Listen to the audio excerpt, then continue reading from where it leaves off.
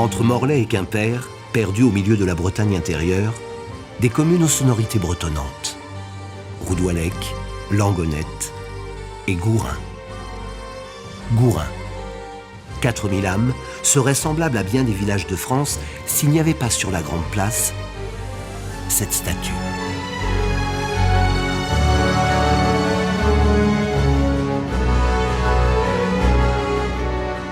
L'Amérique, première puissance mondiale, s'est construite sur des communautés venues du monde entier.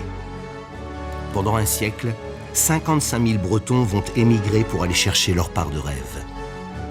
Gourin et les villages alentours vont être l'épicentre de cette saga qui a marqué de nombreuses générations.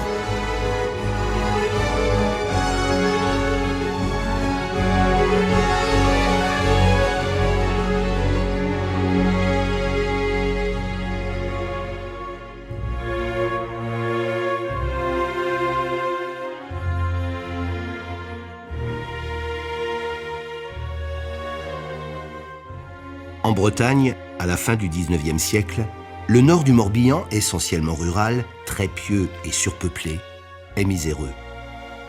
Le manque d'industrie, le déclin de l'artisanat, la petite taille des exploitations agricoles et un taux de natalité élevé rendent les conditions de vie très difficiles. C'est dans ce décor que commence cette histoire.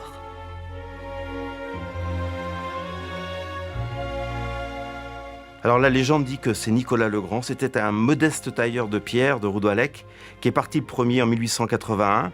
Il est revenu en 1890 avec de l'argent, les autres n'en avaient jamais vu d'ailleurs dans le secteur, et il est reparti une nouvelle fois avec 12 autres camarades. Et là, l'émigration bretonne a véritablement démarré. Mon grand-père maternel a suivi Nicolas le Grand. Il est parti à pied jusqu'à Morlaix, à 50 km de Roudouallec. Quand il est arrivé, le capitaine lui a demandé « Vous ne pouvez pas embarquer sur mon bateau parce que vous avez des sabots, il faut acheter des chaussures. » Donc il a acheté des galoches. Déjà, il n'avait pas de sous, le pauvre. Mais enfin bon, ensuite il embarquait sur l'Angleterre et de là, il prenait le cargo qui lui faisait la traversée. En France, les premières lignes maritimes pour les USA vont partir de Normandie et les Bretons doivent aller jusqu'au Havre pour embarquer sur les nouveaux paquebots à vapeur. Entassés à fond de cale, avec l'espoir d'un avenir meilleur, les Bretons quittent leur pays pour un éprouvant périple d'une dizaine de jours.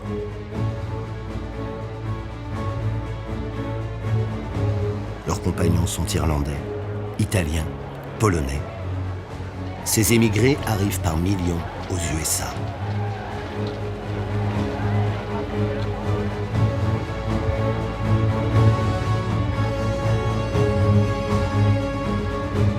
Il devait ressentir une certaine émotion en arrivant de voir la Statue de la Liberté qui est grandiose.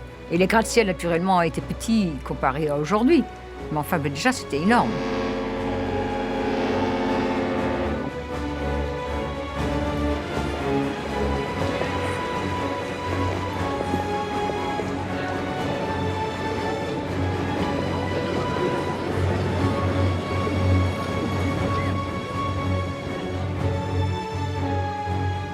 Le premier à partir de ma famille était Jean Beaurepaire. Il est parti en 1912 et il a quitté sa ferme natale pour arriver à New York, une fourmilière humaine.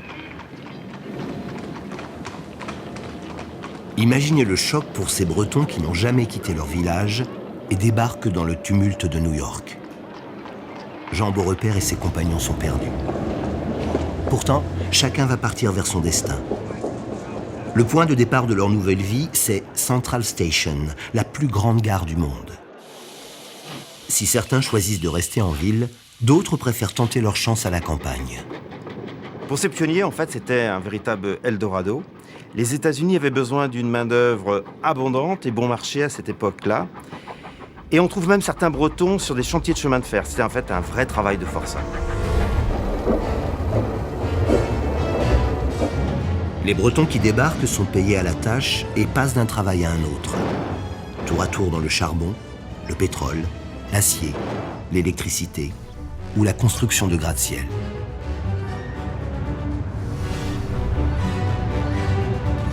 Les compagnies qui emploient les immigrés appartiennent à des hommes qui ont fait fortune rapidement.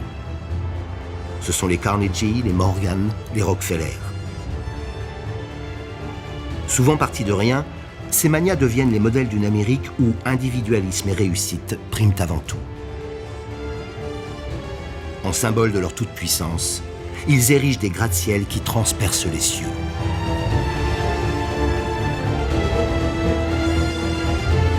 Dans cette course effrénée, les nouveaux riches se font construire de somptueuses résidences d'été dans la région de Lenoxdale, à 200 km au nord de New York. C'est dans ce coin de campagne du Massachusetts que, naturellement, nos paysans bretons vont aller saisir leur chance.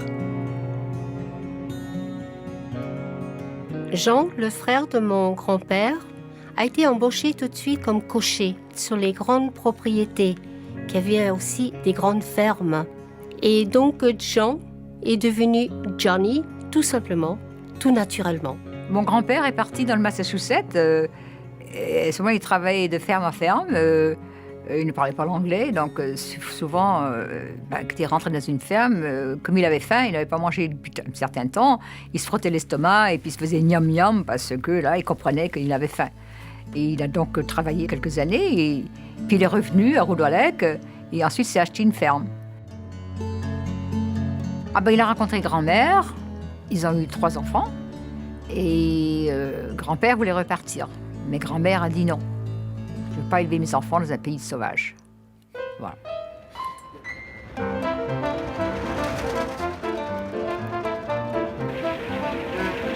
Le pays de sauvages va pourtant offrir une nouvelle opportunité aux Bretons. Le nouveau Model T d'Henry Ford dope les ventes d'automobiles. L'entreprise française Michelin profite de ce marché américain prometteur en ouvrant une usine de pneumatiques à Milltown, dans le New Jersey. La firme recrute de façon privilégiée des Bretons. Elle leur offre une véritable couverture sociale et les loge dans des cités ouvrières. Un luxe pour les Gourinois, habitués à la terre battue, qui découvrent avec bonheur tout le confort moderne. Et Michelin recrutait ces Bretons parce qu'ils étaient disciplinés, ils étaient travailleurs, mais surtout ils étaient discrets. Ma grande-tante Marie a saisi l'opportunité de travailler chez Michelin. Elle était dans la confection, elle était au secret parce qu'il ne fallait pas que la formule technique des pneus sorte de l'usine. Alors, ils parlaient entre français, breton, mais baragouinaient en anglais.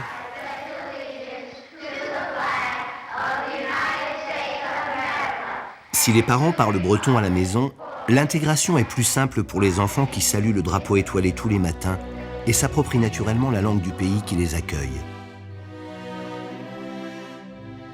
Mais la marche de l'histoire va contrarier certaines de ces jeunes destinées. De l'autre côté de l'Atlantique, le 3 août 1914, l'Allemagne déclare la guerre à la France. 2 jours plus tard, le gouvernement français rappelle tous les hommes âgés de 17 à 42 ans pour défendre ses lignes. Ils partent la fleur au fusil. À Gourin, le grand-père de Christiane Jamet, revenu des USA depuis quelques années, n'échappe pas à l'appel de la patrie, tout comme ses copains bretons du Massachusetts.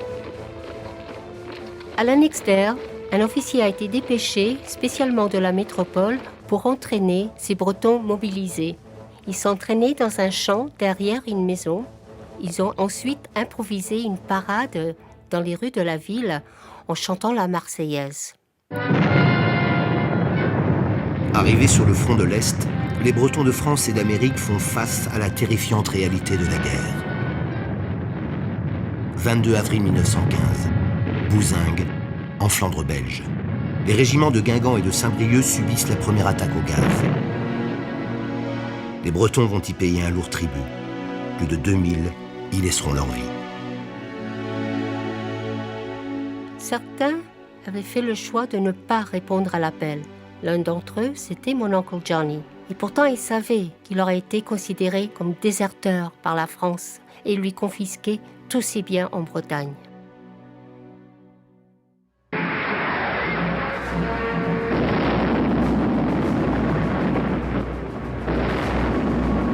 « 1917. L'Allemagne coule des navires américains transportant de nombreux produits vers l'Angleterre ou la France. La liberté des mers et du commerce est compromise. C'en est trop pour l'Amérique, qui décide de rentrer en guerre.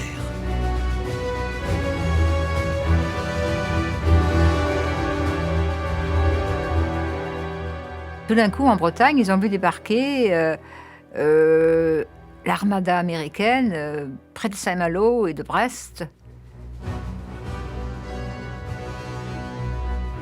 Et là, les Américains ont construit une ville éphémère pour accueillir 70 000 hommes. Ça en fait du chambardement.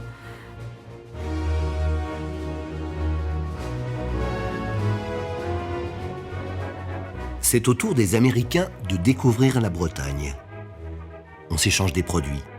Cidre contre chewing-gum et tablettes de chocolat. Choc des cultures et curiosités s'entremêlent. Musique bretonne et musique afro-américaine se rencontrent pour la première fois.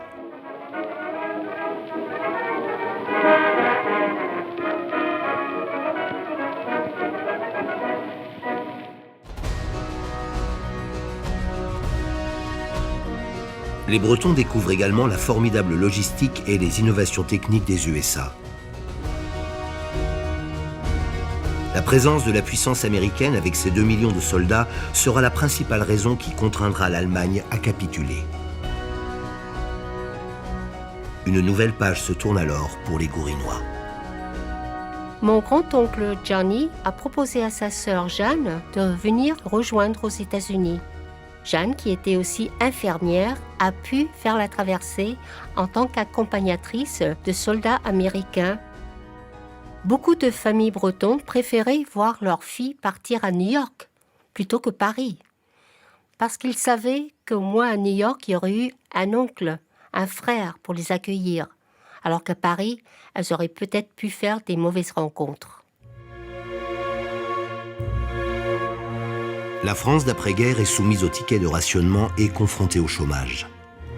Comme Jeanne, la grande-tante de Josette, les Bretons n'ont plus rien à perdre. À Gourin, les paysans ne sont plus les seuls à vouloir partir. Les carrières d'ardoise qui faisaient survivre la région depuis le 19e siècle périclite, supplantées par le commerce de la tuile. À présent, gueules noires des ardoisières, mais aussi petits marchands et artisans, sont tentés par le rêve américain.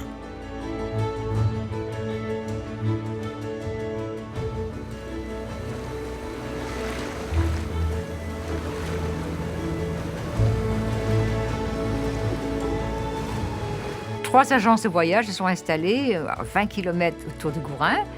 Ne faisaient pas que vendre des tickets et des billets, ils faisaient aussi toutes les démarches nécessaires administratives pour le voyage.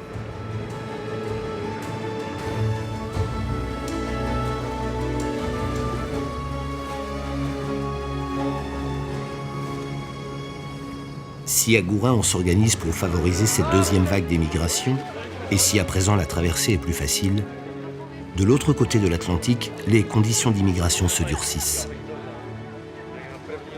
De nouvelles populations arrivent par millions d'Amérique latine et d'Europe, et les États-Unis imposent des quotas par pays.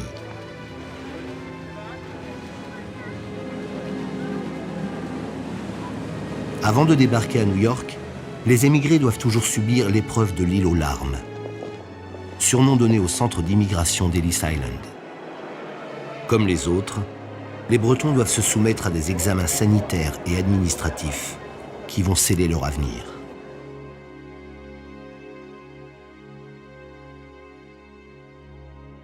Mes grands-parents qui ont débarqué dans les années 20 ont été marqués par leur passage à Ellis Island, où il y avait cette visite médicale. On séparait les hommes des femmes. Ils recherchaient l'infection. Et s'il y avait une infection, c'était toute la famille qui devait rentrer au pays.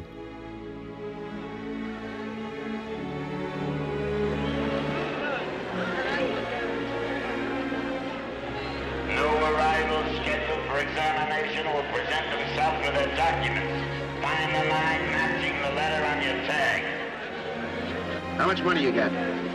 No understand. Money, dinero, how much money? En fait, ils étaient soumis à un test pour savoir s'ils savaient lire. Il y avait un questionnaire drastique sur leur vie privée. Est-ce qu'ils avaient fait de la prison? Est-ce qu'ils étaient communistes? Est-ce qu'ils étaient bigames? Est-ce qu'ils étaient homosexuels? Est-ce qu'ils avaient de l'argent? En fait, ce qu'ils voulaient savoir, c'était est-ce qu'ils portaient en eux, véritablement, les valeurs de l'Amérique? Le visa tant espéré en poche, les Bretons sont accueillis par leur parrain administratif, garant de leur nouvelle vie. Une exigence imposée par l'Amérique. C'est souvent un proche de la famille, comme pour la grand-mère de Josette. Ma grand-mère est arrivée en 1924 à Lancaster. Elle a trouvé un travail assez rapidement comme bonne, car il était de bon ton d'être français pour s'occuper des enfants ou faire la cuisine dans ces riches familles. Elle a rencontré mon grand-père qui travaillait aussi sur les grandes propriétés et ils se sont mariés rapidement. Ma grand-mère avait confectionné sa robe de mariée avec sa belle-sœur. Il n'y a pas de petites économies. Quelques mois plus tard, naissait ma mère, Madeleine. La communauté bretonne très soudée du Massachusetts est plutôt privilégiée, alors que dans les villes, le chômage augmente. Les usines d'armement ferment et les anciens combattants se retrouvent au chômage comme des milliers d'anciens esclaves africains qui affluent des États du Sud vers le Nord. La pauvreté augmente et entraîne délinquance et révolte sociale.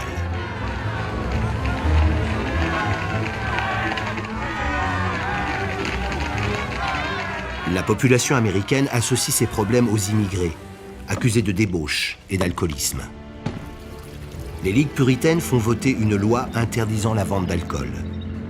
Mais cette prohibition développe la contrebande et fait les beaux jours des communautés mafieuses siciliennes et irlandaises. Les Bretons, eux, contournent la loi discrètement. À Milltown, les immigrés avaient leur propre distillerie, cachée dans une cave d'une maison ouvrière. Ma grand-mère était distilleuse, elle fabriquait de l'absinthe, c'était des alcools légers, c'était pour leur consommation personnelle. Et c'était pas des gangsters. La communauté bretonne de Milltown, qui travaille chez Michelin, grossit à vue d'œil. Frères, sœurs, cousins débarquent pour travailler dans l'usine.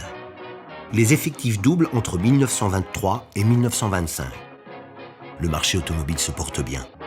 Mais les immigrés bretons qui passent leur vie à travailler et à économiser ne profitent pas totalement du progrès de ces années folles. Le peuple américain, lui, plébiscite les nouveaux appareils ménagers et la mode, censés libérer une femme désireuse d'indépendance qui s'évade au cinéma et s'étourdit dans les soirées enfiévrées au son du Charleston.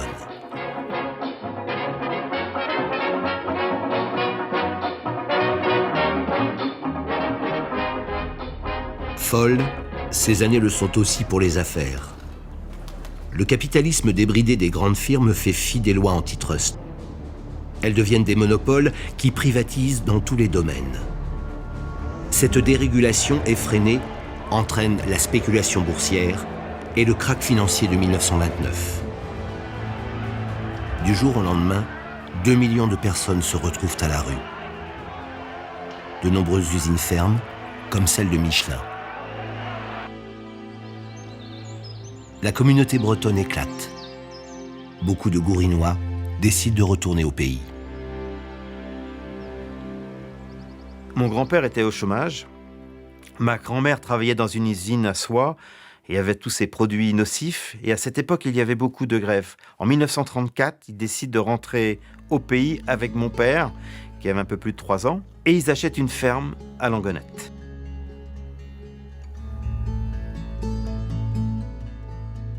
Après la crise, ma grand-mère a voulu rentrer en Bretagne. Mon grand-père n'était pas d'accord. Il avait découvert toute cette mécanique avec les tracteurs, les automobiles. Mais elle avait un argument imparable. S'il faut être pauvre, il faut autant être pauvre chez soi. Donc ils sont rentrés en 1933, où mon grand-père a acheté une petite ferme avec ses économies. Ma mère avait 8 ans.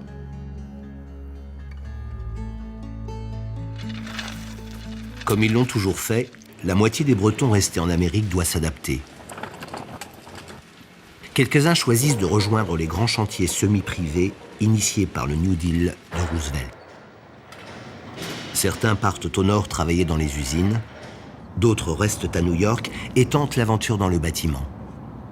D'autres encore se reconvertissent dans la restauration.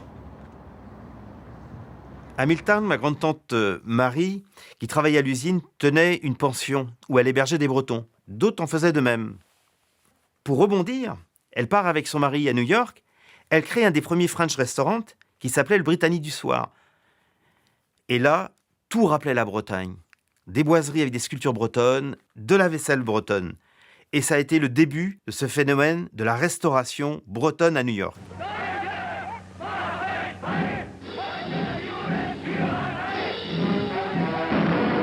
Mais une nouvelle fois, le rêve américain va s'assombrir. Les chars allemands piétinent l'Europe, la liberté et la démocratie. Avec ses alliés, Hitler met le monde à feu et à sang pour imposer un ordre nouveau.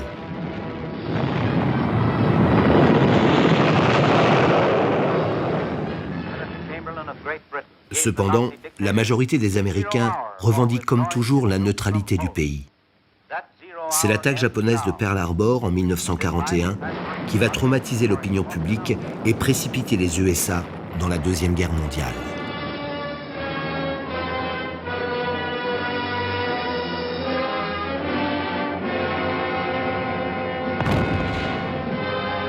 La plupart des Bretons d'Amérique qui vont combattre le nazisme et sauver l'Europe sont devenus citoyens américains depuis 10, voire 20 ans. Certains n'étaient jamais revenus fouler le sol français.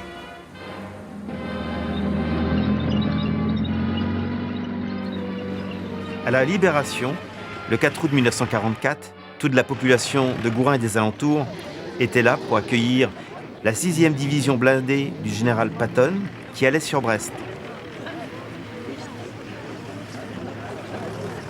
Mon père, André, qui avait alors 13 ans, était là. Il était super fier d'être né aux États-Unis.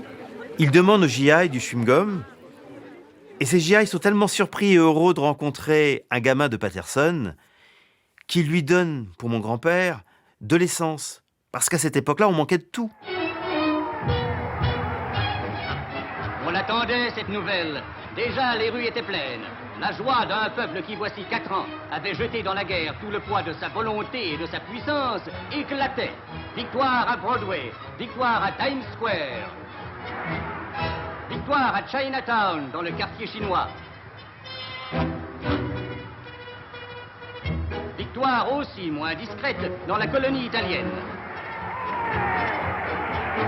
L'Amérique libératrice conforte son rôle de première puissance et redevient pour la communauté bretonne, comme pour le reste du monde, le nouvel Eldorado.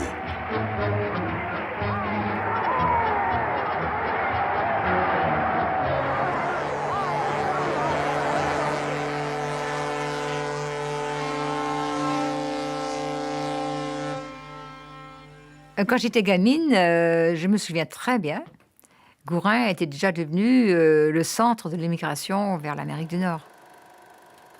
Il y avait déjà 3 agences de voyage maritimes dans le coin. Quand Jean Fichon, originaire de Roudolet, qui tenait une petite quincaillerie, a décidé de transformer son magasin en une 4e agence. Bonjour monsieur. Dites-moi, pour New York. Vous aurez l'intention d'émigrer? Oui. Avez-vous des relations à New York? Non. Personne? Non. Des connaissances quand même de la langue américaine? Oui. Ah ben oui. La question ne se pose pas, si vous voulez. Oui. Alors, si vous allez passer derrière, si vous voulez, au bureau? Oui, avec plaisir. Ouais, je vous en prie. En 8 ans, c'est plus de 13% de la population gourinoise qui pousse les portes des petites agences bretonnes pour faire à son tour la grande traversée.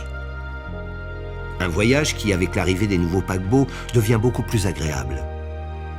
Dans ces véritables villes flottantes, ce ne sont plus des immigrés qui voyagent, mais des passagers.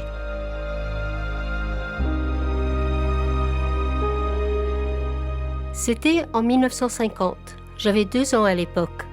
J'ai pris le bateau avec ma mère pour rejoindre mon père qui était déjà à New York depuis 6 mois. Ma mère avait toujours juré de retourner aux États-Unis, le pays de son enfance. Comme les autres émigrés, Josette et sa mère ne font plus que passer devant Ellis Island, car les visas sont maintenant délivrés par l'ambassade de France. La nouvelle loi américaine de 1952 sur l'immigration durcit les critères d'attribution par profession. Elle va profiter aux Bretons qui travaillent en grande majorité dans la restauration, secteur boudé par les Américains.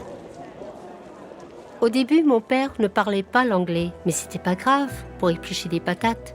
Mais il a continué pour devenir un bon cuisinier.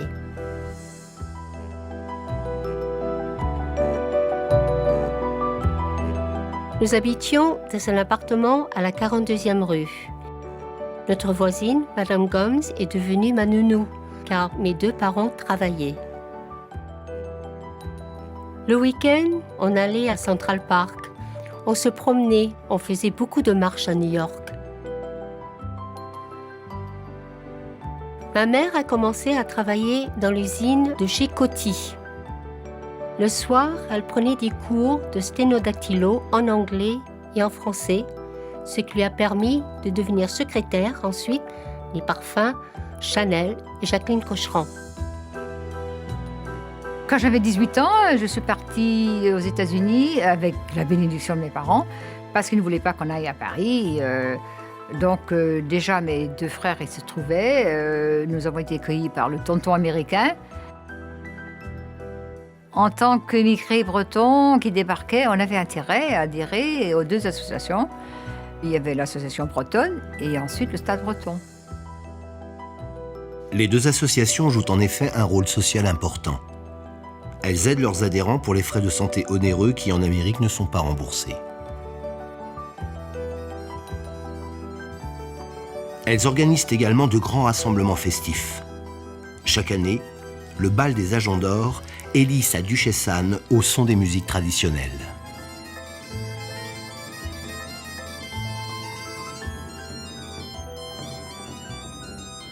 Mais comme tous les ans, on allait au bal, puis on se retrouvait tous entre nous. Il y avait la musique bretonne, les danses traditionnelles. C'est formidable parce que moi j'avais trouvé ça extra, parce que quand j'ai quitté la Bretagne, pour mes parents, c'était ringard, toute cette musique-là. Mais c'est là que j'ai commencé à aimer la musique bretonne. C'est encore un Gourinois, Jean Penglen, ancien joueur de football, qui va créer le Stade breton, l'autre association dont il faut être. Au départ, c'est une simple bande de copains originaires du même coin qui travaillent dans les mêmes restaurants.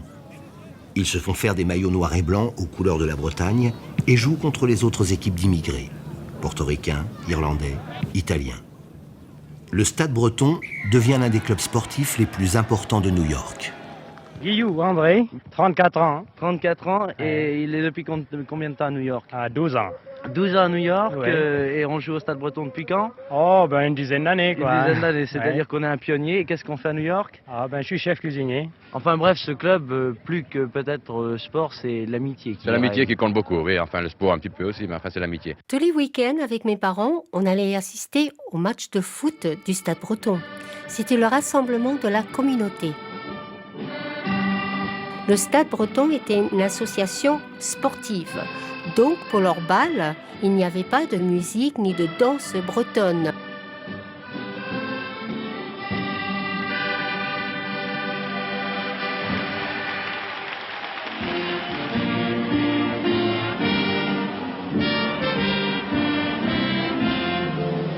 Pour leur 10e anniversaire, le Stade breton avait décidé d'inviter Aimable, l'accordéoniste, et aussi d'élire leur première reine du Stade breton avec ses 2 demoiselles d'honneur.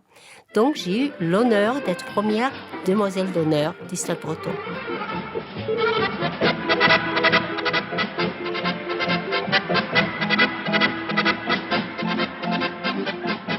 Puis en plus, c'était une occasion pour nos célibataires bretons de retrouver un époux, une épouse. Ce qui n'a pas été mon cas d'ailleurs, parce que moi j'ai épousé 2 Américains qui n'avaient rien à voir. Ils étaient d'origine irlandaise, norvégienne, allemande même d'ailleurs. Mais bon, c'était une période magnifique.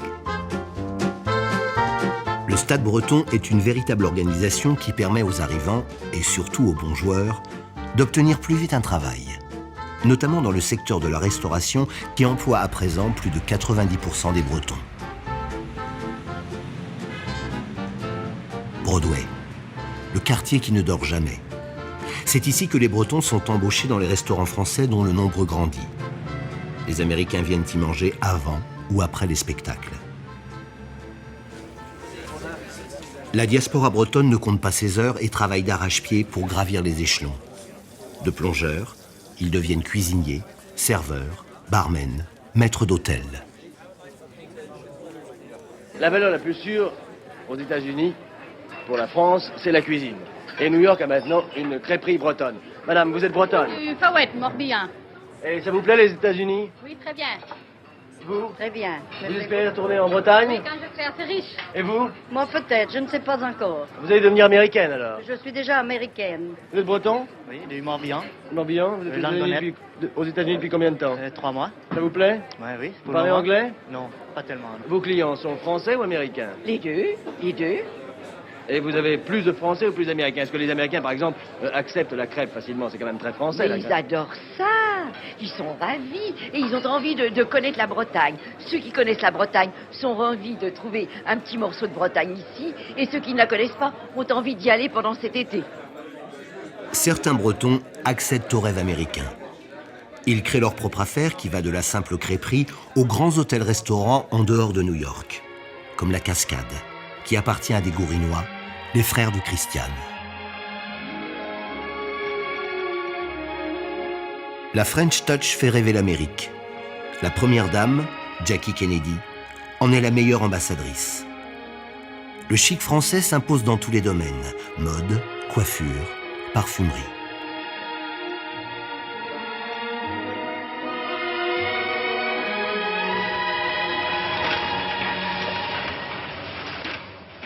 Au début, quand je suis arrivée, j'ai commencé à travailler chez Coty, le parfumeur, à mettre des bouchons sur les flacons, mais ça ne sentait pas très bon. Et moi, j'ai rêvé surtout d'avoir un salon de coiffure. Donc, j'ai commencé à apprendre l'anglais en lisant le journal et un dictionnaire à côté, puis regarder la télé, bien sûr. Ensuite, j'ai passé mon diplôme de coiffeuse. Et après, je n'ai pas eu de mal à me faire embaucher parce que j'étais française. Au bout de quelques années, j'ai ouvert mon salon de coiffure et j'ai même embauché mes 4 sœurs qui arrivaient de France l'une après l'autre. Et puis au début, je les logeais chez moi. Ensuite, j'ai travaillé pour les produits cosmétiques comme Chanel, Lancôme, Estée Lauder. Et l'accent français, ça marchait chaque fois. This cream is very good for you, you massage it this way and that way. Les Américains, les adoraient cet accent. Dans les années 60, on vivait bien. On était un peu insouciants. Ma mère était passée responsable chez Citroën et nous avons déménagé de notre appartement à New York pour aller dans une grande villa dans le New Jersey, la grande banlieue de New York. Moi, j'aimais beaucoup. J'étais en pleine adolescence. Ma mère aimait bien filmer en Super 8. On s'est amusé à mettre une perruque blonde comme Marilyn Monroe. Je vivais comme une Américaine, j'étais toujours une immigrée. On aurait pu devenir citoyen américain au bout de 5 ans de possession de la Green Card. Mais à l'époque, on perdait la citoyenneté française. Et ça, mon père ne voulait pas. Comme beaucoup de Bretons, il ne pensait pas finir sa vie aux États-Unis. Moi, ça m'a perturbée. L'Amérique, c'était mon pays, là où j'avais grandi, où je m'étais construite. À partir des années 60, le bateau est remplacé par l'avion qui se démocratise. Jean Fichen transforme son agence maritime de Roudouallec en agence Air France, la plus petite de l'Hexagone. Aux USA, les 2 associations bretonnes lui achètent des billets groupés. C'est ainsi qu'un flot de Bretons américains débarque à Gourin chaque été, visiter leur famille.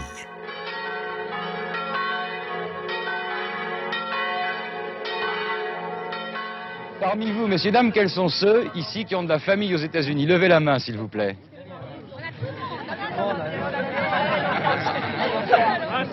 Quels sont ceux qui habitent maintenant vraiment aux États-Unis et qui sont ici en vacances? Levez la main. Il y en a beaucoup. Il y en a qui sont derrière. Ah, ils sont pas tous à la photo. 2 mondes cohabitaient. Ceux qui étaient partis, ils étaient plutôt aisés, citadins. et ceux qui restaient, ceux qui étaient un petit peu plus pauvres et ruraux.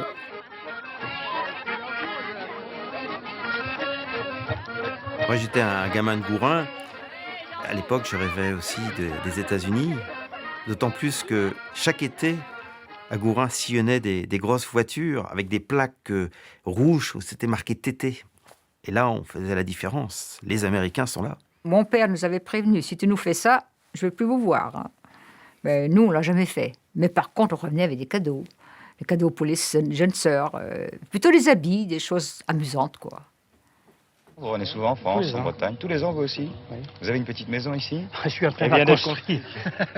Elle n'est pas finie encore, il y a le toit dessus. Il y a combien de maisons d'Américains? Oh, combien? Oh là. C'est pour ça que le franc est costaud. Maintenant, rien que la région ici, tous les dollars arrivent là. Quand on est venu en vacances à Gourin, mon père a insisté à ce que l'on visite les anciennes mines d'ardoise. Il tenait absolument à ce que l'on connaisse le passé de nos ancêtres.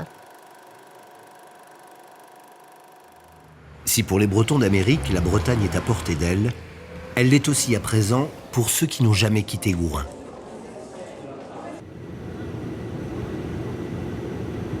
On est parti avec l'amicale des immigrés d'Amérique du Nord. Je suis allée voir mes enfants qui sont là depuis 16 ans, ma fille, et mon fils depuis 4 ans. J'adorais la France, je la fantasmais. Lors de mon 3e voyage à Gourin, j'ai rencontré mon futur mari. J'avais 16 ans. 4 ans plus tard, en 1967, j'ai décidé de revenir en Bretagne et je me suis mariée. Au début, je ne parlais pas très bien le français et ici en France, on ne te le pardonne pas facilement. C'est une grosse différence avec l'Amérique, où il n'y a pas de racisme social par la langue.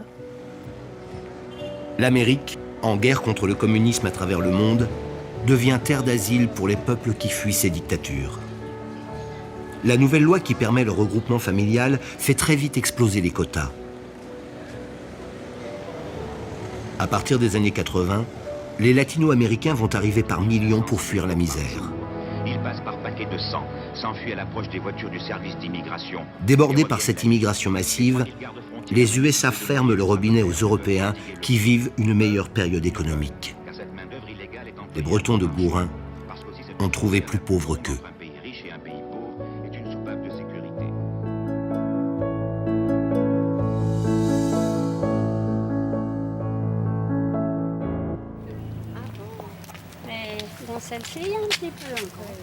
Après une vie de labeur des deux côtés de l'Atlantique, les pionniers prennent maintenant une retraite bien méritée. Aux USA, certains Gourinois se font construire des villas avec piscine sous le soleil de Floride, comme Marie Sévénéan, l'ancienne propriétaire du Britannique du Soir, et sa voisine. Il y a du passage de bateaux. Et alors ici, il peut faire du ski nautique. Du ski nautique aussi? Oui, derrière les bateaux. Oui. Jacqueline Kennedy venait là faire du ski nautique. Qui ça? Jacqueline Kennedy. Ah bon? Elle venait souvent en Floride. Ils avaient un bateau. À Gourin, au fil du temps, les pionniers disparaissent. Leurs descendants américains reviennent de mois en mois en vacances et les jeunes Bretons n'émigrent plus en masse aux USA. En 1985, la petite agence Air France de Jean Fichen ferme définitivement ses portes. Air France offre alors à la ville une copie miniature de la Statue de la Liberté pour remercier les nombreux Bretons qui ont emprunté ces lignes au-dessus de l'Atlantique. Chaque été, les Gourinois l'exposent fièrement sur la Grande Place. À Gourin, il y avait un dicton, ce sont toujours les meilleurs qui partent, et pourtant mon père, lui, il est resté au pays.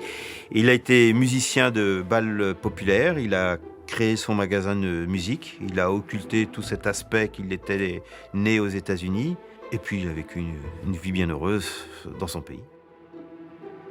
Moi, j'ai décidé de rester au pays, j'ai repris le magasin de musique de mon père, j'ai en plus créé une radio libre, RMN, Radio Montagne Noire, et maintenant, j'en suis très heureux et très fier. En 1990, je suis revenue à Gourin pour m'occuper de mon papa. Et puis après son décès, j'ai décidé de rester. Rester à Gourin, je connaissais à peine. Mais bon, je vais essayer. Et si je n'aime pas, je peux toujours retourner en Amérique. Hein.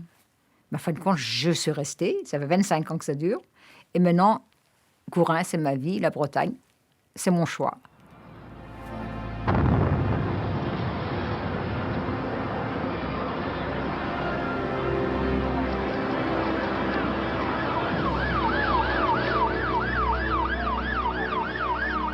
Je n'oublierai jamais. Parce que j'ai regardé la télé, ce CNN d'ailleurs, et la première chose que j'ai dit quand j'ai vu la tour s'effondrer, c'était Dennis. Dennis, c'est mon neveu.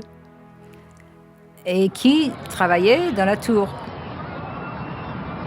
Et ce jour-là, heureusement pour lui, son patron lui a dit, écoute, tu vas nous chercher des sandwichs, comme ça on mange sur place. Donc il est allé chercher des sandwichs un peu plus loin. Il a vu les tours s'effondrer, donc 8 de ses copains sont partis dans la tour. À Gourin, l'Union Jack est en berne. Ici, tous sont au moins un proche domicilié aux États-Unis, souvent installé à New York dans la restauration. En raison d'un grand nombre d'appels, votre demande ne peut aboutir. Nous vous remercions de la renouveler ultérieurement. Alors chacun se mobilise pour tenter d'obtenir de plus amples informations. Radio Montagne Noire, la radio associative locale, est en contact avec des membres de la diaspora bretonne. Elle s'efforce de relayer les témoignages auprès de la population. Il y a encore de la fumée au moment où vous parlez.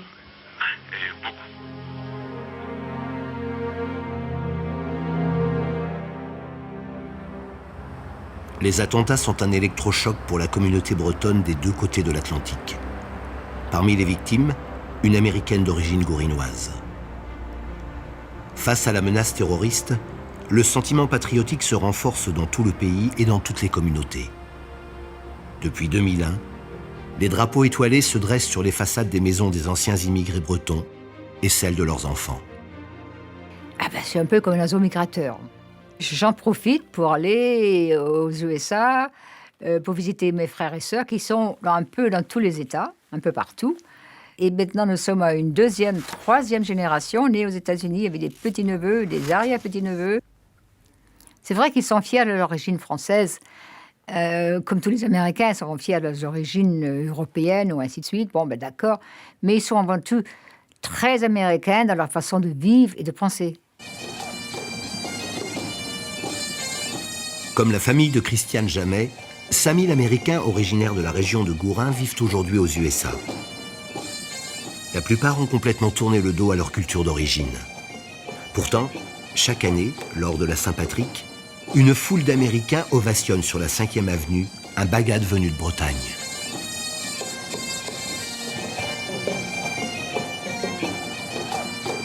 Régulièrement, on organise des actions culturelles en collaboration avec des associations bretonnes, BZH New York, Brace America. En fait, une poignée de jeunes Américains de 2e et 3e génération, on va dire des irréductibles bretons un peu comme nous, qui ont décidé de faire connaître, de faire perdurer bien la culture de leurs ancêtres.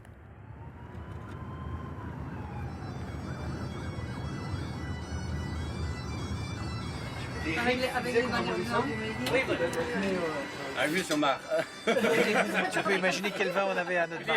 Charles Kergaravat est l'un de ces jeunes Américains qui ont fait revivre les associations bretonnes. Arrivé à New York en 1969, Louis, son père, a débuté dans la restauration. Il savait, lui, tous les ragots de New York dans le milieu. Donc, il disait, va là-bas, tu auras du travail, va ici, va là. Et puis, c'était par connaissance. Voilà, c'est comme ça que ça se passait. C'était la mafia bretonne, comme on appelait ça. Les parents sont fiers de leur fils Charles. Il travaille dans la finance. Mais ils sont encore plus fiers de son engagement pour la culture bretonne.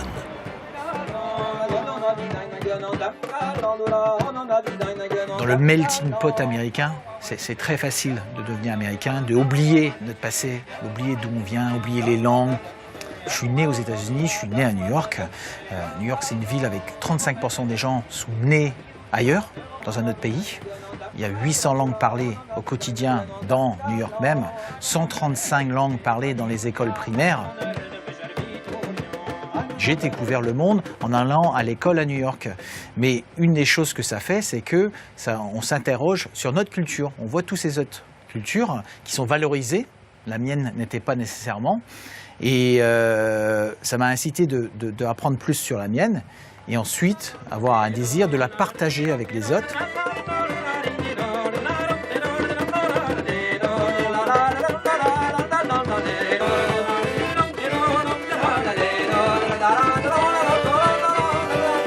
fait une tournée de musique bretonne. On a pris des gens comme nous, des New-Yorkais, qui ont une culture en danger, c'est les Garifuna, un peuple des Caraïbes, qui sont dans plusieurs pays, Belize, Honduras, Guatemala, une langue en danger, un peuple de mer, comme les Bretons, une langue et une culture reconnue par UNESCO, comme nous. Et on a dit on va faire une sauce entre bretons, chanteurs bretons, musiciens bretons et Garifuna, et après laisser les New-Yorkais nous dire s'ils aiment ça. Hey!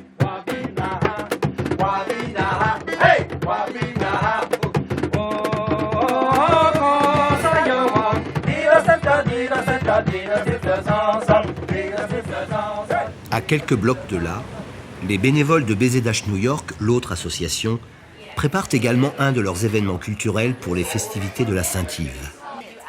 L'occasion pour les Américains installés et les nouveaux arrivants de se retrouver comme dans les grandes heures du Stade breton. BZH, c'est vraiment une grande famille de gens qui sont là pour... parce que quand on est expatrié, on a besoin de s'identifier à un groupe de personnes qui viennent de notre région. C'est comme ça, les humains, enfin, tout le monde a besoin de se rassembler au bout d'un moment, quoi. Depuis 6 ans à New York, je suis venu à la base pour 18 mois concrètement, parce que le premier visa que tout le monde a, c'est 18 mois, et puis je ne me suis plus, tout simplement, et je me plais toujours, donc je reste. Je suis très content ici.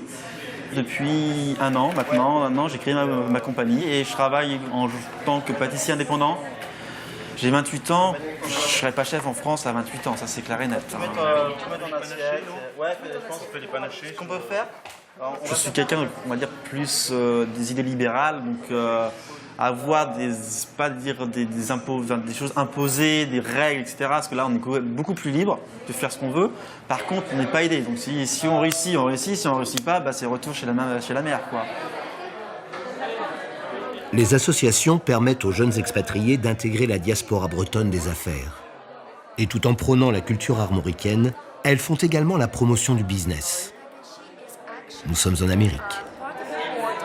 On est une dizaine à travailler activement et envie de faire des choses assez nouvelles et de montrer une image de la Bretagne ici qui, même si notre culture et les traditions sont très fortes, montrer une image d'une Bretagne qui innove, une Bretagne qui réussit. Maintenant, on estime peut-être quelques centaines de Bretons qui viennent tous les ans. En termes de métier, la gastronomie française plaît toujours. Il y a aussi beaucoup de gens dans la finance, beaucoup de gens dans les banques.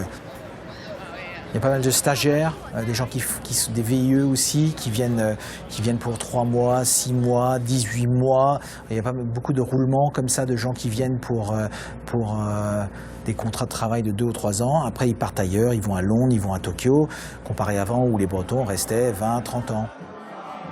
Les jeunes salariés sont aujourd'hui pris en charge par leurs entreprises qui leur payent le visa de travail, difficile à obtenir et onéreux. Ce sont principalement des diplômés comme Corentin et Christophe, tous deux commerciaux.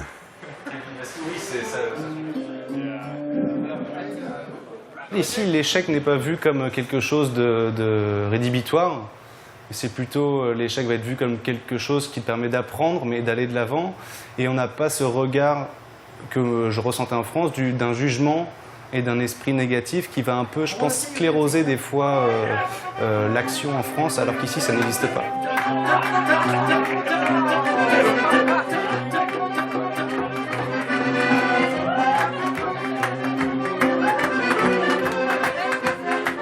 On a une espèce d'optimisme ambiant qui fait que, bien sûr, tout est possible. Mais en fait, pour le réaliser, ça prend du temps. Les Américains sont relativement frileux, comparé à ce qu'on pourrait croire. C'est-à-dire que oui, ok, d'accord, ils ont un esprit d'entrepreneuriat, ils veulent aller de l'avant. C'est pas toujours le cas. On met beaucoup de temps à créer des contacts ici. Donc ça, c'est vraiment la vraie différence culturelle qu'on peut avoir, où on va être plus franc chez nous.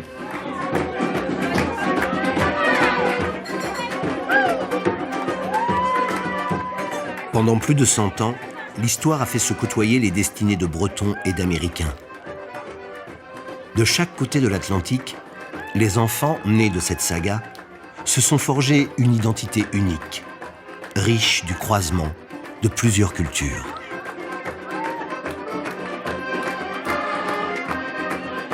Quand on me pose cette question, est-ce que tu es breton, américain ou français, je pense que je suis les trois. J'essaye de vraiment prendre le mieux de ces trois choses, parce que je pense qu'ils sont tous les trois en moi. Et je ne serais pas la personne qui je suis aujourd'hui sans ces trois choses. Et ils sont tous proches pour moi et je me sens à l'aise dans les trois au quotidien.